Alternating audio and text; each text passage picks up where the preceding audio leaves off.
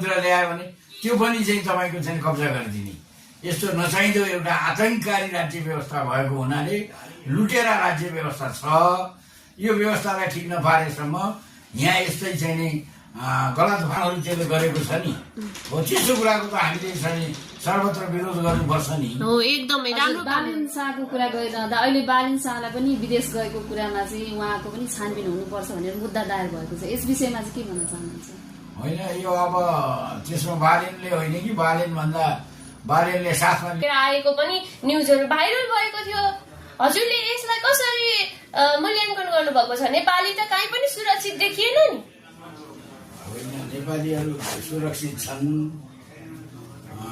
खास गरी चाहिँ अमेरिकामा भएका नेपालीहरूमा जसलाई केही स्पेसल प्रिभिलेजहरू केही समयको लागि दिएको थियो त्यहाँको सरकारले त्यो विथड्र गरेको र त्यो सीमित मान्छेहरूको लागि हो। र तर पनि मलाई के लाग्छ भन्दाखेरि ट्रम्पले एउटा हिन्दूहरूको लागि चाहिँ एउटा वासिङटनमा एउटा म्युजियम बनाउँछु र म चाहिँ धर्म संस्कृति सभ्यताको पक्षमा काम गर्छु भने हुनाले हामीहरूले नै आह्वान गरेर हजारौं त्यहाँ भएका नेपालीहरूले चाहिँ उहाँलाई भोट दिएका थिए।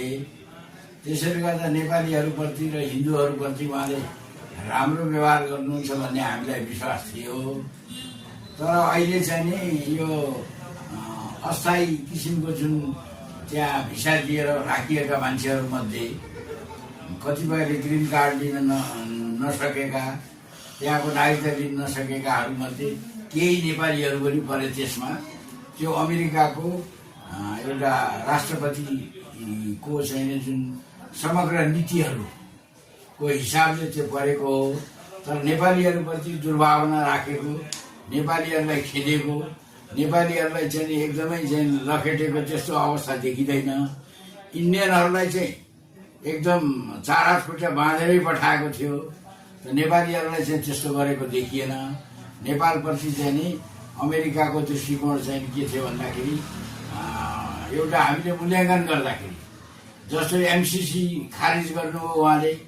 अब नेपालमा चाहिँ नि यो अनास्था र धर्म संस्कृति विरोधी एउटा जुन गतिविधिहरू अमेरिकन यो युएसएआइडीहरूका थिए तिनीहरूलाई उहाँले बन्द गर्नुभएको हुनाले हामी कतिपय अहिले पनि अब ट्रम्पप्रति हामी एउटा अत्यन्त उच्च भाव र सद्भावना राखिरहेका छौँ र अमेरिकामा भएका नेपालीहरूप्रति